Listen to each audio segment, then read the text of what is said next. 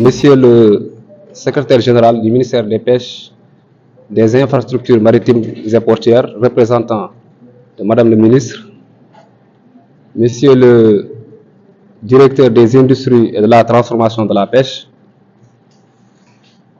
Monsieur le directeur du Centre national de formation des techniciens des pêches et de l'aquaculture, Monsieur le chef de service régional des pêches et de la surveillance de Dakar, CRCC, distingués invités en vos rangs, grades et qualités.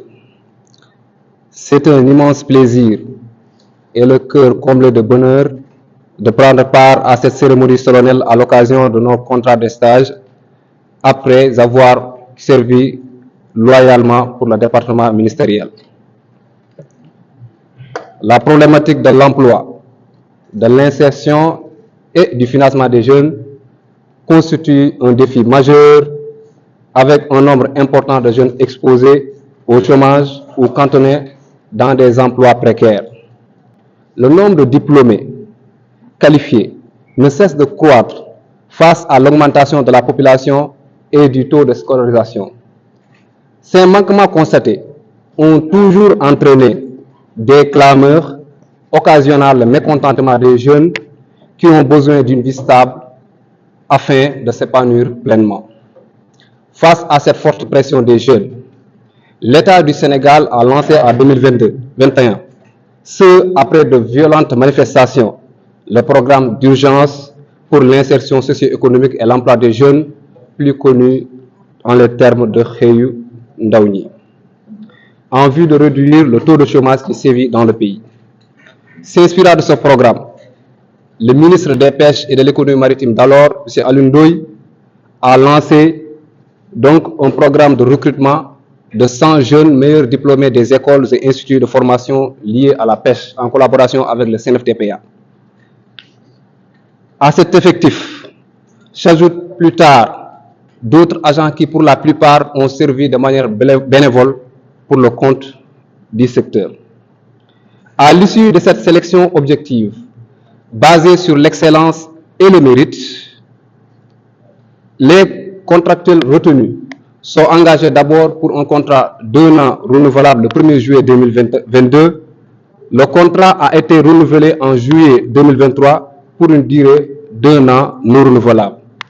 Les recrues sont constituées d'ingénieurs, de techniciens supérieurs, d'agents techniques, d'informaticiens répartis dans les différentes structures de pêche, aussi bien au niveau central qu'au niveau décentralisé. Depuis lors, ces agents jouent un rôle central et cardinal pour l'atteinte des objectifs mentionnés dans la lettre de politique sectorielle pour le développement de la pêche et de l'aquaculture. Ils viennent en appoint les agents assermentés dans le contrôle des produits halieutiques, le contrôle du carburant sous douane à usage maritime, des permis de pêche et de cartes de mareyeurs, la collecte, le traitement et l'analyse de données statistiques, de débarquement, de transformation et de commercialisation de la pêche, la participation à la formation, à l'encadrement des acteurs locaux dans la surveillance participative. Autant dire que les stagiaires contractuels garantissent aux consommateurs une sécurité alimentaire grâce au contrôle quotidien effectué au niveau des marchés d'éclatement des produits halieutiques. Je peux citer le cas du marché central aux poissons de Dakar et aussi d'autres marchés à l'intérieur du pays. Malgré leur contribution significative dans le secteur, les contractuels stagiaires sont confrontés à d'énormes difficultés, notamment les retards récurrents de paiement des pécules, la prise en charge sociale et la suite incertaine des contrats qui prennent fin demain, Inch'Allah. Par ailleurs, ces stages, en plus de consolider nos connaissances théoriques, nous a permis d'acquérir des compétences clés indispensables dans le secteur de la pêche. C'est une expérience professionnelle enrichissante qui a fortement peaufiné notre profil en tant que stagiaire et nous pouvons affirmer sans l'ombre d'un doute, monsieur le secrétaire général, que nous en sortons plus qualifiés et prêts à saisir de nouvelles opportunités. Au regard de tout ce qui précède, il faudrait une prise en charge plus soutenue, une attention particulière à l'égard de tous les contractuels stagiaires sans exception. Les recommandations suivantes seraient pertinentes pour valoriser le travail remarquable des 10 stagiaires. Première recommandation, la signature des contrats à durée indéterminée au même titre que les contractuels de la CPA. Le recrutement des contractuels stagiaires au niveau de la fonction publique, leur titularisation automatique car ayant servi au moins pendant 2 ans pour la plupart. L'espoir est permis avec cette nouvelle équipe gouvernementale qui place les préoccupations des jeunes au cœur de leur politique publique. Par cette même occasion, nous exprimons nos chaleureuses félicitations à l'endroit du nouveau président de la République, son Excellence M. Bassirou Diomaye Faye, à son Premier ministre M. Ousmane Sonko et particulièrement à Madame le ministre Dr Fatou Diouf. Les contrats stagiaires mesurent bien la sensibilité du chef de l'État et de son gouvernement sur les questions relatives à l'employabilité des jeunes. Ils sont convaincus que les doléances susmentionnées, seront satisfaites au bénéfice de tout un chacun. Monsieur le secrétaire général, chers directeurs, honorables invités, je voudrais faire une mention particulière à l'endroit de nos chefs de service, que ce soit les chefs de service départementaux, les chefs de services régionaux, les chefs de poste de contrôle et de la surveillance, mais aussi les chefs de bureau, pour leur soutien indéfectible et leur engagement aux côtés des contracteurs stagiaires. Il fut un moment où nous sommes restés 5 mois sans percevoir nos pécules. Mais grâce à l'engagement de nos chefs de service, à l'engagement de nos chefs de bureau, ils nous ont accompagnés. C'est la raison pour laquelle nous avons pu continuer le travail. Et je demanderai donc à toute la salle d'applaudir tous nos chefs de service qui nous ont accompagnés.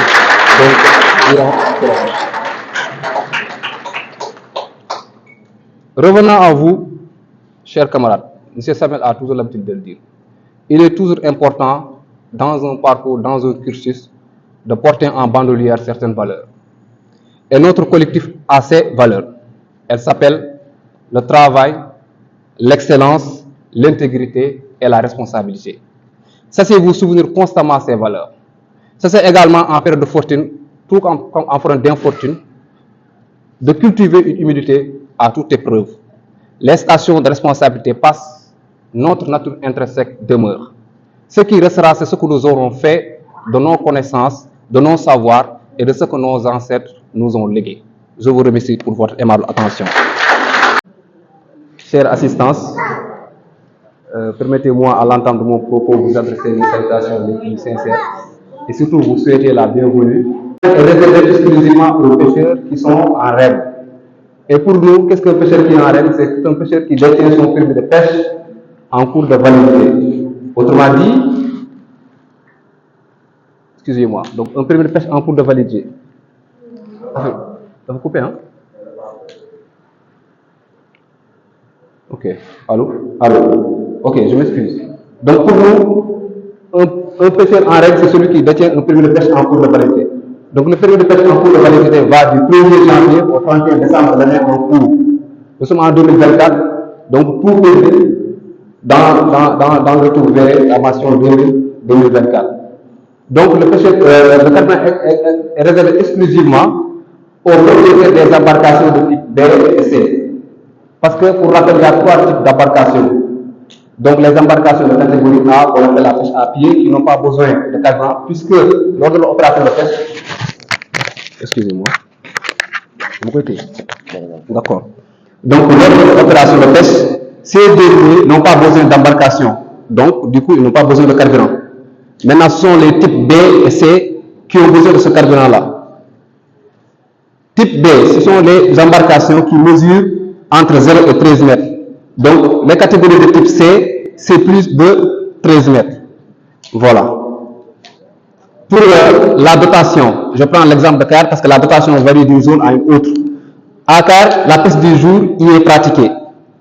Donc, à Car, des concertations ont été effectuées et pour raisonner l'octroi des tickets de carburant, on a décidé de donner 600 litres en ticket pour les embarcations de type B et 1200 litres pour les embarcations de type C. Si vous allez dans d'autres zones comme à Joal où la pêche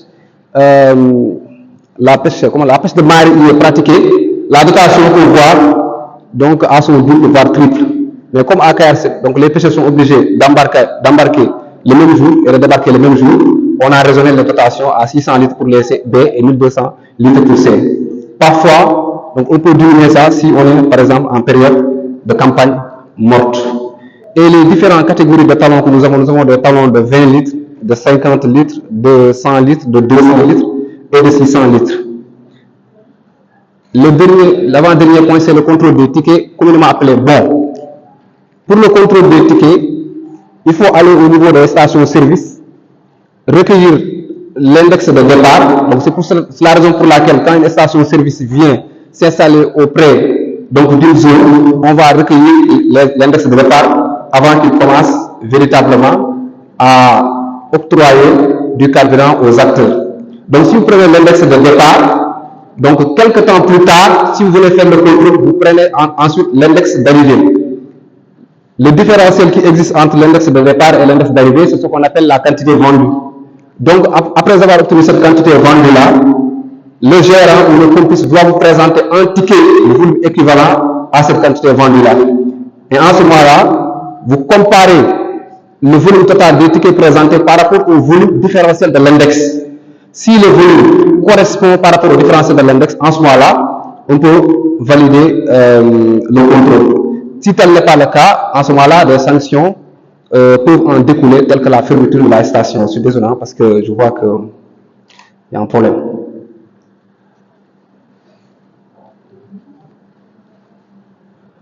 Bon, c'est pas grave.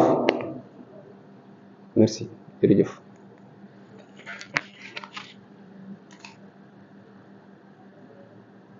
J'étais au niveau du contrôle des tickets. Contrôle des tickets. C'est bon? Non, c'est bon, c'est bon. Ouais. C'est bon, je termine. Non, c'est bon, c'est bon. Ok. Bon, le dernier point, c'est le dépotage ou le contrôle du volume des camions-citernes qui viennent avitailler les stations-service. Parce que quand un camion-citerne vient avitailler une station-service, il y a des contrôles préalables qu'il faut effectuer. Donc, notamment, il faut récupérer le bon de livraison. Le bon de livraison, c'est le BL. Et dans le BL, il y a des mentions qui sont très importantes à prendre en considération, telles que le volume du camion-citerne, donc le volume de la citerne. Vous recueillez également les numéros de plomb. Vous recueillez donc les numéros de plomb. Maintenant, il y a deux catégories. Il y a ce qu'on appelle les vannes. Les vannes, ce sont les plombs qui se trouvent en bas du camion. Ensuite, vous allez recueillir également les plombs qui se trouvent au niveau du trou d'homme. Le trou d'homme, c'est en haut du camion. Donc pour les vannes, vous allez voir la conformité entre les plombs qui se trouvent sur le BL par rapport aux plombs qui se trouvent sur la vanne. Vous allez vérifier plomb par plomb. Vous allez encore monter sur le camion, vérifier également la conformité des plombs qui se trouvent au niveau du trou d'homme par rapport aux plombs qui se trouvent sur le BL. Si c'est OK, en ce moment-là, procédez à l'étape du jaugeage. À travers la règle de jauge, donc il y a des compartiments, ça dépend du camion. Certains camions ont 4 compartiments, d'autres ont 5, d'autres ont 8, etc. Donc pour le jaugeage, il y a ce qu'on appelle une règle de jauge avec des quantités et des numéros. Vous regardez le BL, on mentionne 2000 litres, vous prenez le numéro et le compartiment, vous allez jauger et voir si le volume accepte au niveau du point du trait de jauge. Si c'est OK, c'est bon. Parfois, il peut y avoir des manquements qui peuvent découler soit du transvasement entre deux compartiments voisins, parfois de la volatilisation parce que c'est un liquide qui se volatilise. Ou bien parfois, ça peut découler, par exemple, quelquefois des fraudes, ça peut exister. Dans tous les cas, s'il y a un manquement, il y aura des corrections. Il y aura des corrections pour effectuer ces corrections-là. Il faut prendre un récipient qui est gradué et vous allez voir quel est le volume qui manque. Supposons qu'il manque 30 litres. Vous prenez, mais ce n'est pas la méthode qui est recommandée. Vous prenez le seau qui mesure par exemple 5 litres. Vous prenez la règle de jauge. Donc vous la mettez sur le compartiment manquant. Vous allez prendre un volume sur un autre compartiment. Maintenant, vous allez essayer de le remplir petit à petit, progressivement, jusqu'à le volume accède au niveau du trait de jauge. Mais attention, ça peut également manquer dans l'autre sens. Il faut également continuer à effectuer. Mais à chaque fois, il faut compter le nombre de fois que vous avez pris le seau versé au niveau du trou d'homme. Si c'est 3, vous multipliez la quantité par rapport au volume. par rapport au nombre de fois, si c'est 4 fois, c'est 4 fois 5, et ça fera 20 litres. Vous allez mentionner sur leur VL qu'il manque 20 litres. Donc, en faisant ce contrôle. Donc, grosso modo, le bureau sous-douane a été mis en place pour encourager les pêcheurs à obtenir leur permis de pêche. Parce que pour obtenir ces tickets de carburant sous-douane, donc on a subordonné la vente, on a subordonné l'obtention du carburant à la présentation au niveau du gérant des tickets de carburant. Et le carburant est réservé exclusivement aux pêcheurs en règle. C'est la raison pour laquelle le carburant est appelé carburant sous douane à usage maritime. Donc, chère assistance, c'était ma présentation par rapport au bureau de carburant sous douane que je gère à Kayar. Merci, je vous remercie.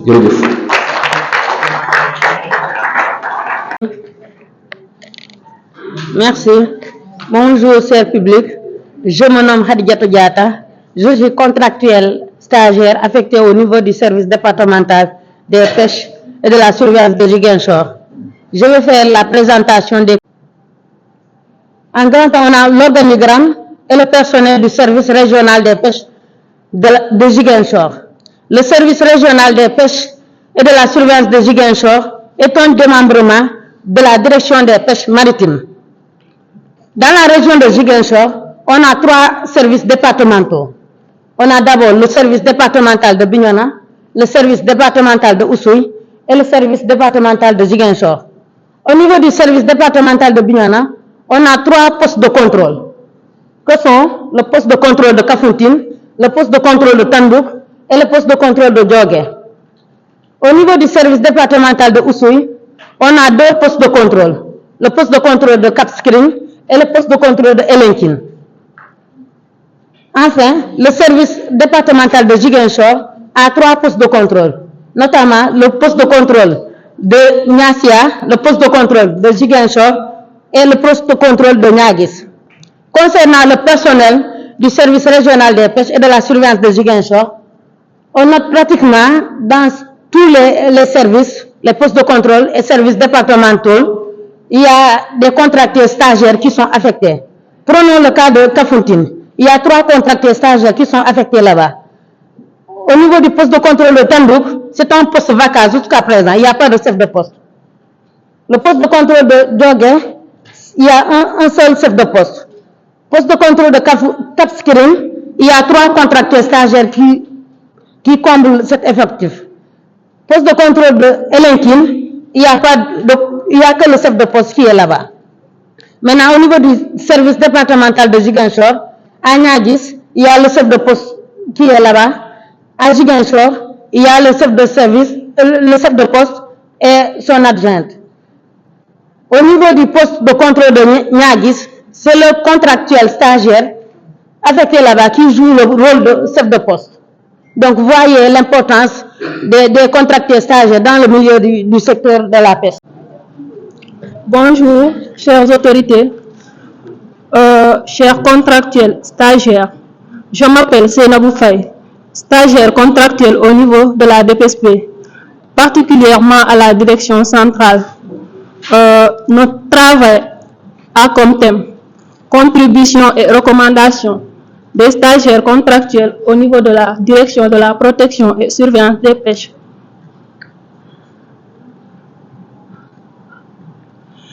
D'ailleurs, nous allons passer à la capitalisation de l'intervention des stagiaires contractuels au niveau de la DPSP, avant de passer aux missions assignées aux stagiaires contractuels de la DPSP. Ensuite, quelques recommandations et une conclusion enfin.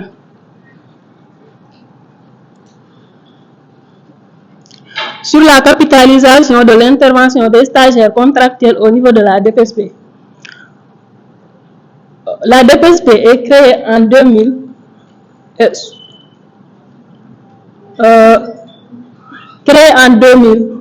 sous tutelle du ministère des Pêches, des Infrastructures maritimes et portuaires.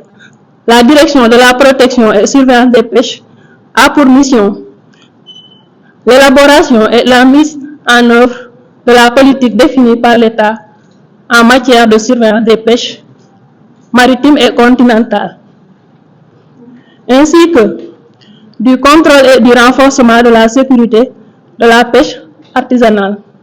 À ce titre, la DPSP est notamment chargée de veiller à l'application de la réglementation en matière de police de pêche, de certifier l'origine licite des produits de la pêche, identifier, élaborer et exécuter les projets et programmes de suivi, contrôle et surveillance des pêches.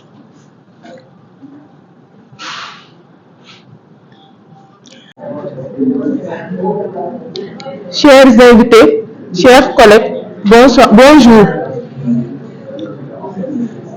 Avant de commencer, je vous rappelle que Mme Seynabou Faye a présenté la DPSP au niveau central.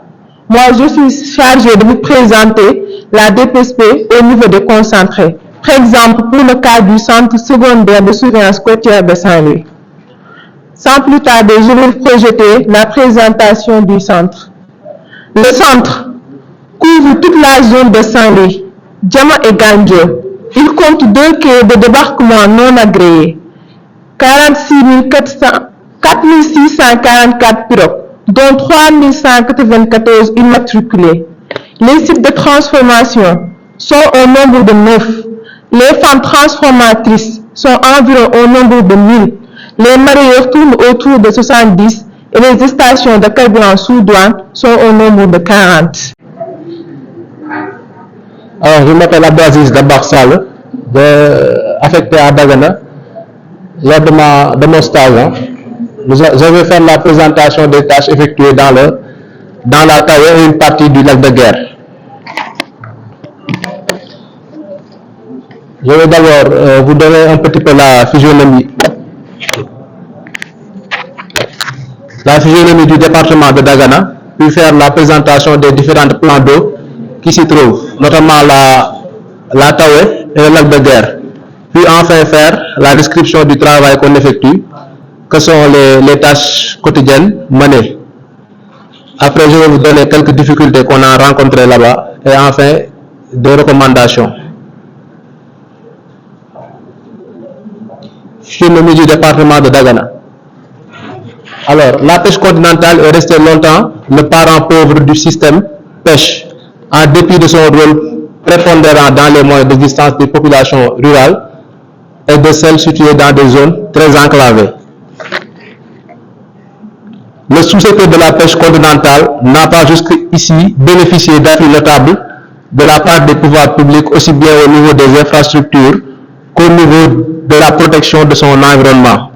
Maintenant, le parachèvement du code de la pêche continentale sera une étape importante pour la durabilité des activités de pêche et de l'aquaculture au moment où pointe à l'horizon les méfaits des changements climatiques. Comme on l'a dit ici, la pêche continentale, elle assure un petit peu l'alimentation et aussi l'apport de revenus dans les zones rurales. Maintenant, pour la physionomie du département de Dagana. Le département de Dagana regorge d'un important réseau hydrographique que compte dans sa totalité environ 350 km de cours d'eau. Donc de cours d'eau douce, notamment il y a le fleuve Sénégal, le lac de Guerre et aussi la Taoué, qui est un canal qui relie le lac de Guerre au fleuve Sénégal. Donc la pêche qui est pratiquée là-bas, c'est une pêche de type continental.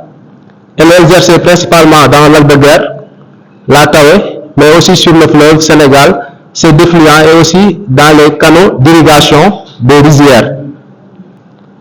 Donc dans ces zones-là, il y a on peut dire des installations hydro-agricoles et des fois on peut trouver dans les canaux d'installation des poissons et certains pêcheurs vont pêcher là-bas. La communauté de pêcheurs est estimée à plus de 5000 acteurs. Donc elle est composée essentiellement de nationaux tels que les Walo Walo et les Tchubalo et d'étrangers, sont des Maliens, résidant dans les localités riveraines des différents plans d'eau du département. Il y a aussi des activités de mareyage et de transformation des produits halieutiques qui sont également très importantes là-bas. je vais faire la présentation des différents plans d'eau. Donc, comme je l'ai dit, le département de Dagana se trouve un petit peu au nord du Sénégal, comme vous le voyez dans la carte, là-bas en rouge. Alors, les plans d'eau qu'on y trouve, il y a le fleuve Sénégal, en haut là-bas en bleu, et la Tawe, c'est le canal qui relie le fleuve Sénégal avec le lac de Guerre qui est en bas. Donc, pour la présentation de la Tawe, c'est une rivière canalisée, longue de 17 km, largeur 150 mètres, une profondeur de 2,80 à 3 mètres. Maintenant, elle relie le fleuve Sénégal au lac de Guerre. Merci beaucoup à tout le monde. Je suis très ravi d'être aujourd'hui parmi vous pour célébrer cette journée ensemble. Une journée qui matérialise quelque part la fin d'un contrat, mais peut-être une ouverture d'autres perspectives plus accueillantes et plus considérées et plus solides. J'apprécie la journée d'évaluation, si on peut le dire. C'est une façon d'évaluer ce que vous avez fait. Mais c'est nous, services techniques, utilisateurs des contractuels, qui devaient faire l'évaluation, qui devaient vous évaluer pour rendre compte à l'autorité l'utilité, votre abnégation, votre assiduité, votre expérience, votre ingéniosité et votre abnégation dans le travail que le ministère vous avait confié. Nous l'avons fait quelque part, nous avons fait une évaluation. Nous avons rendu compte à l'autorité. Dans ma région, de manière générale, on était très satisfait. J'ai pris la peine, je ne voulais pas vous évaluer directement. J'ai laissé au chef de poste, j'ai laissé au chef du bureau, qui était votre chef direct, je lui ai laissé le soin de vous évaluer. Et comme vous l'avez montré ici, il vous rejoint dans votre travail. Ils ont été tous positifs et ils ont tous demandé à ce que vous soyez reconduits pour le bon fonctionnement des services.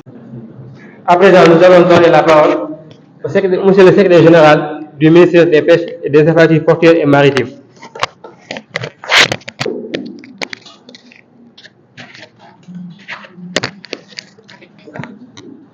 Merci beaucoup.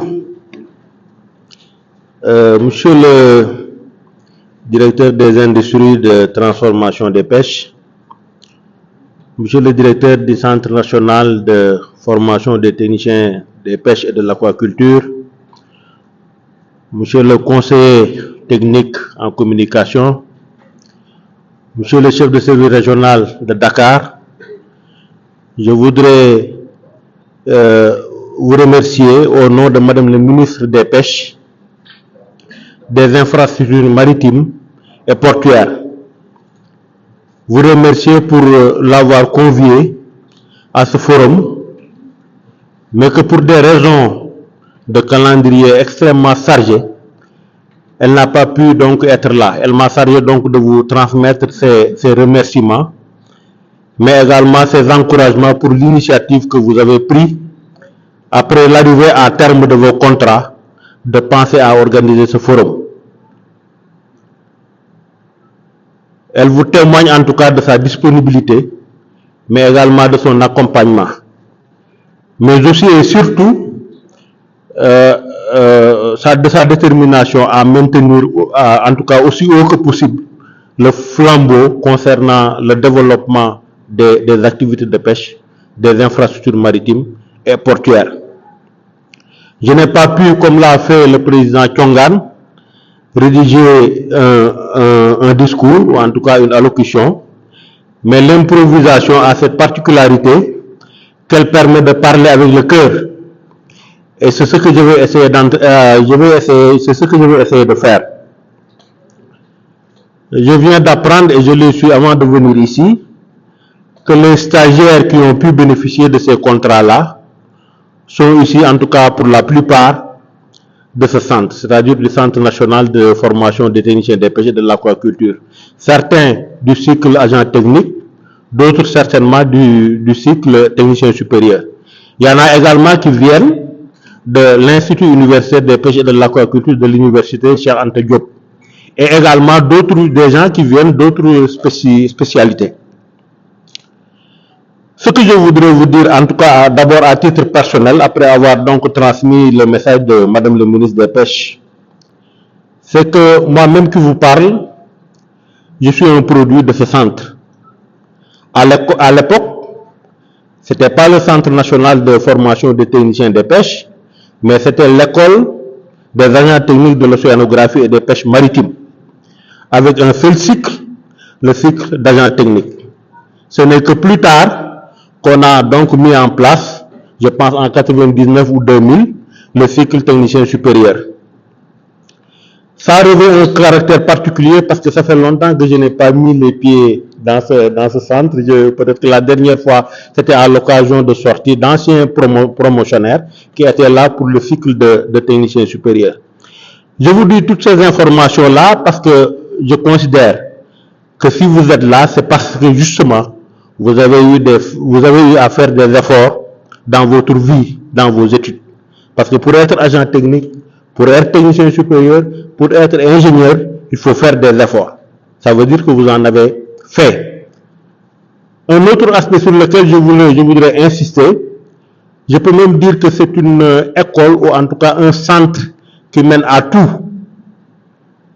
Pourquoi je le dis? Parce que vous avez déjà fréquenté le ministère des Pêches, vous avez fréquenté les services régionaux, vous avez pu vous rendre compte qu'au niveau, en tout cas, des structures qui maintiennent le fonctionnement du ministère, vous y avez retrouvé des responsables qui ont eu à fréquenter cette école. Je pense que l'exemple que je peux citer, c'est le directeur des industries, qui est un sortant de cette école. Je peux également citer M. Ismaël Ndiaye, qui est le chef de service régional des pêches, entre autres.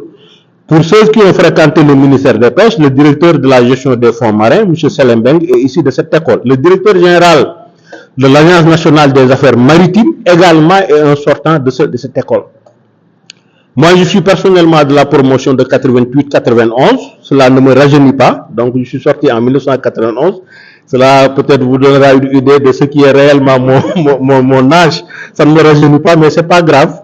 Donc, j'ai eu à servir à la direction des pêches. C'est l'ex-direction de l'océanographie et des pêches maritimes. Par la suite, j'ai fait d'autres zones, notamment le centre de pêche de Missira. J'ai fait également la direction de la protection des pêches. J'ai un cursus qui est assez particulier parce que j'ai fait du droit pour regagner après le centre de formation judiciaire, donc magistrat de formation également.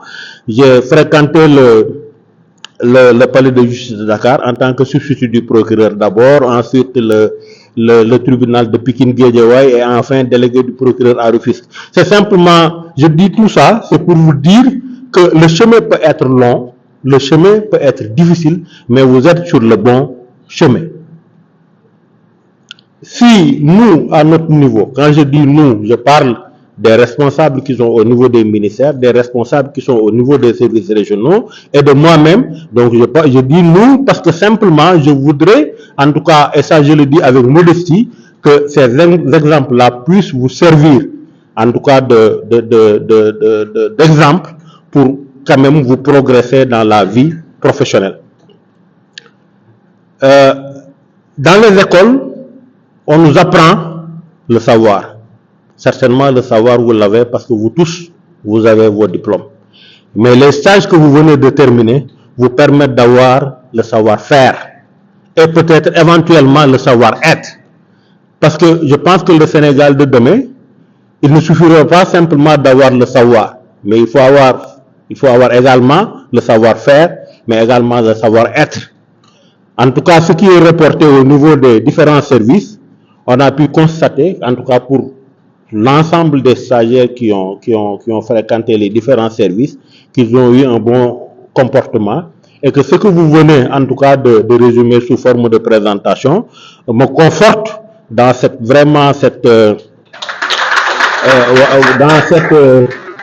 en tout cas sur le bon retour que nous avons eu de votre séjour durant les différentes structures du ministère. Donc voilà, c'est sur ces mots-là en tout cas que je voudrais terminer, tout en vous présentant mes encouragements.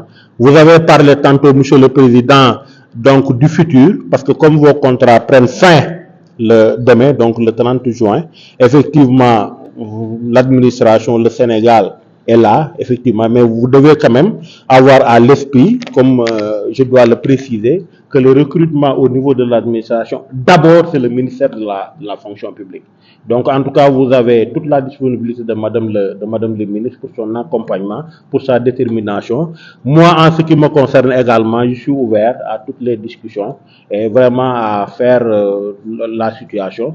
Et ça, je le dis vraiment en toute modestie, en tenant compte également que certaines prérogatives sont quand même du ressort du ministère de la fonction publique. Je vous remercie de votre aimable attention.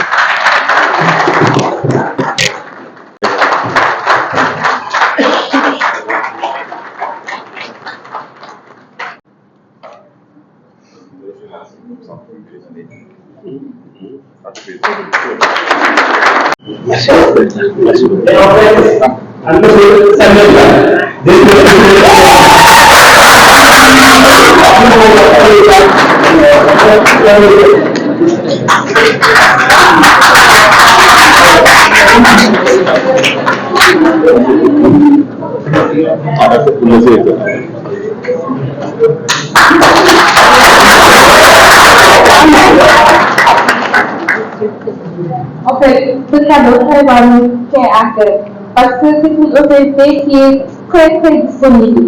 Nous tenons des réunions avec lui jusqu'à 21h et ce n'est pas évident de tenir des réunions à cette heure.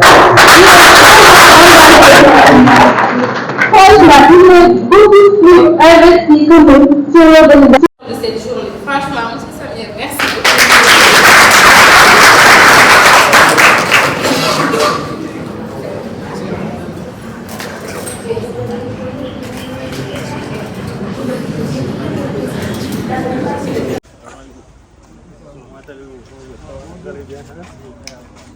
Certains qui travaillent sur la fécondité des poissons.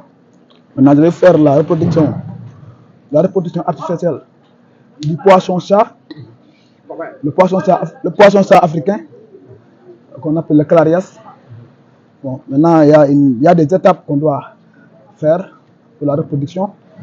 En premier lieu, on fait le choix des géniteurs. Comment faire le choix des géniteurs? Maintenant, on va choisir la femelle qui est prête à donner des petits, la femelle mature, fécond. Maintenant, on fait le choix aussi du mâle, le mâle qui est prêt à se reproduire.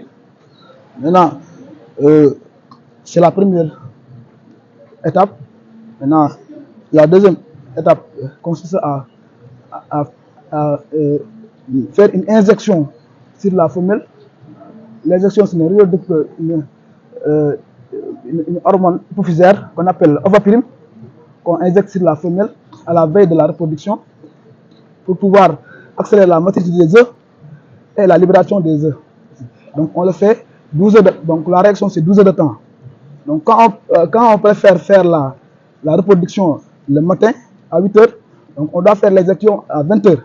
Donc entre 20 heures et 20 heures c'est 12 heures de temps. Maintenant ça dépend de la température aussi. Parce que si le temps de la réaction doit faire 12 heures de temps, donc la température doit tourner autour de 27-28. Maintenant, ce que nous est arrivé aujourd'hui, donc qu'est-ce qu'on a fait? On a baissé la température pour pouvoir attendre bien sûr à 12 heures comme ça.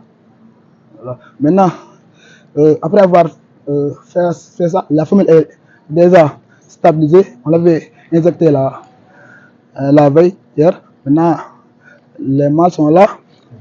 Maintenant, on va commencer avec les mâles. Qu'est-ce qu'on va faire? On va sortir les gonades, c'est-à-dire la laitance du mâle qui va féconder les œufs du femelle. Oui. Maintenant, vous sortez le mâle.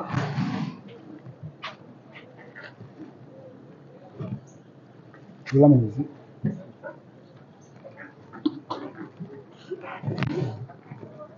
C'est bon. C'est le mâle. Oui, c'est le mâle. Non, on reconnaît le mâle par son appareil génital. Oui, qui est là. C'est l'appareil génital du mâle. Maintenant, on fait une ablation pour sortir les testicules qui vont nous servir de féconder les œufs. Maintenant, on doit le sacrifier. Hein. Oui, évidemment, on doit sacrifier le mâle.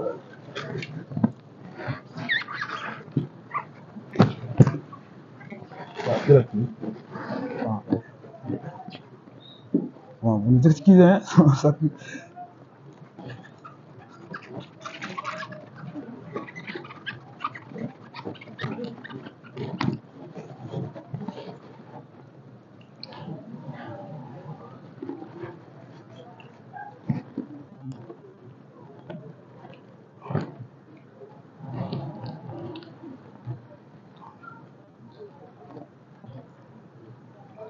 Bon, parfois on sacrifie un mâle, mais on n'a pas ce qu'on a voulu. C'est pourquoi on réserve 2 à 3 mâles.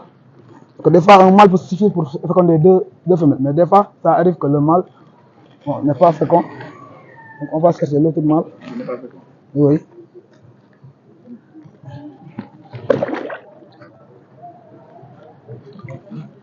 Il n'est pas trop petit. Bon, non, ça peut être trop petit, mais ça dépend de l'âge.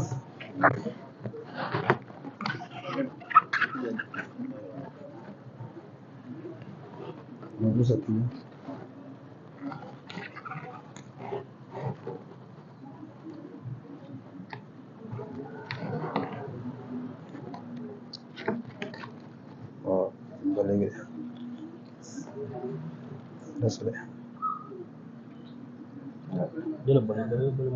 Bon.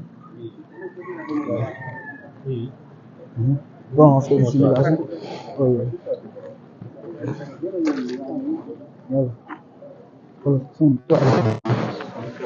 On fait tout ça. Oui. Ah,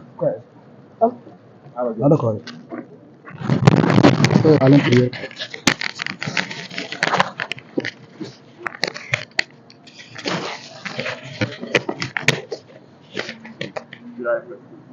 Oui. Ok. Maintenant, c'est ça la laitance. Le testicule du mâle. Donc, on va l'utiliser pour féconder la femelle. Maintenant,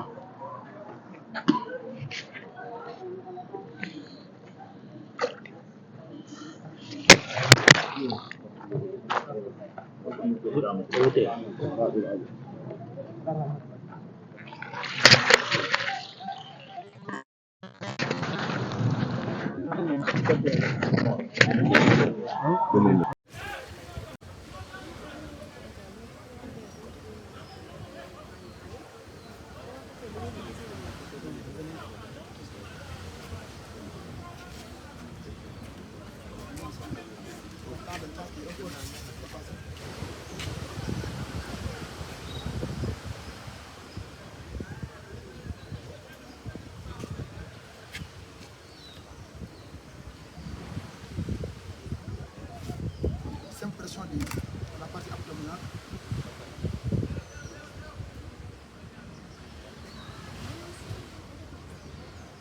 La toile libérée sur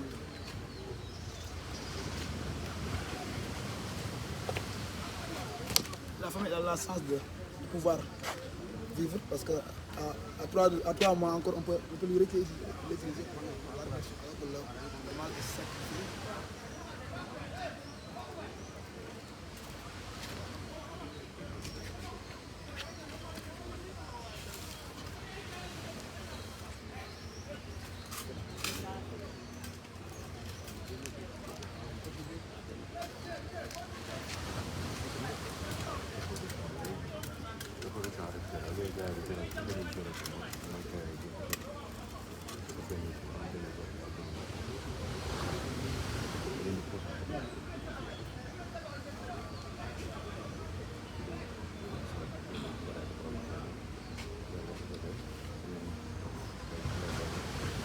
La laitance devait être blanchâtre et opaque.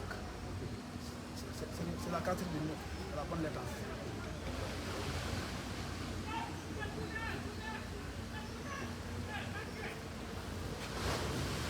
On va faire la laitance avant de y ajouter de l'eau. Parce que si on mettait l'eau en premier lieu, parce que l'eau permet de déclencher la réaction. On ne va pas mettre l'eau avant la laitance. On met d'abord la laitance, puis on met l'eau qui va déclencher la laitance. Ça, c'est le liquide qui permet la fixation des gonades.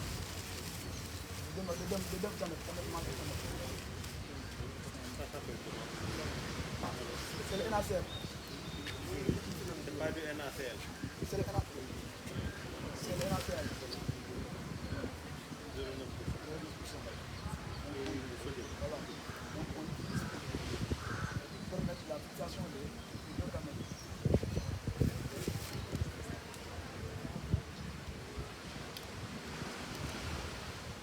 Si on n'avait pas ça, on crée ça. On prend le sel, 9 grammes, sel, 1 litre.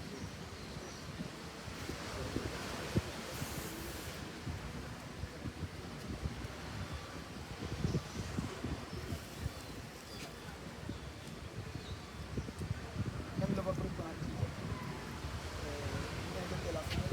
Si on n'a pas le papier, on peut avoir des fils. C'est dans la partie crânienne du poisson.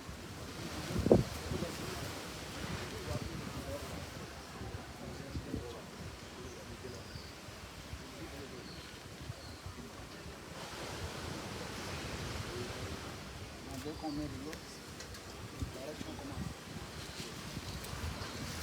On met de l'eau, on va finir presque 1 minute. Et les bacs d'incubation sont déjà préparés. Et là, il faut vérifier les paramètres physico-chimiques. Bon, en général, on mise sur les 3 paramètres physico-chimiques, à savoir le pH, la température et l'oxygène dissous. Donc il y a des valeurs optimales, des intervalles optimaux pour la reproduction. C'est 27-28. Donc, pour la reproduction, la température ça tourne autour de 28-30. Le pH. Le pH 7,5 jusqu'à 6,5 jusqu'à 7,5. Voilà. Et l'oxygène dissous supérieur ou égal à 3 mg par litre. Maintenant, ça sont les clés d'incubation. Maintenant, nous rejoignons là à l'extérieur. On va incuber les.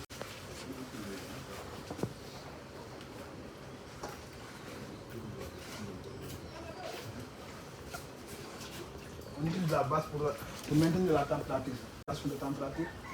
Maintenant, si les paramètres sont respectés, au bout de 24 heures, on a l'éclosion, la naissance des œufs. Parce que ici, c'est le suivi. Et maintenant, on va dire qu'il y a 3 façons de faire la reproduction. Il y a la reproduction naturelle, il y a la reproduction semi-artificielle et la reproduction artificielle. Mais ça dépend de l'espèce. Parce qu'avec le Clarias, on a appris que le Clarias ne se reproduit pas en captivité. Ou bien peut-être la science n'est pas l'impossible.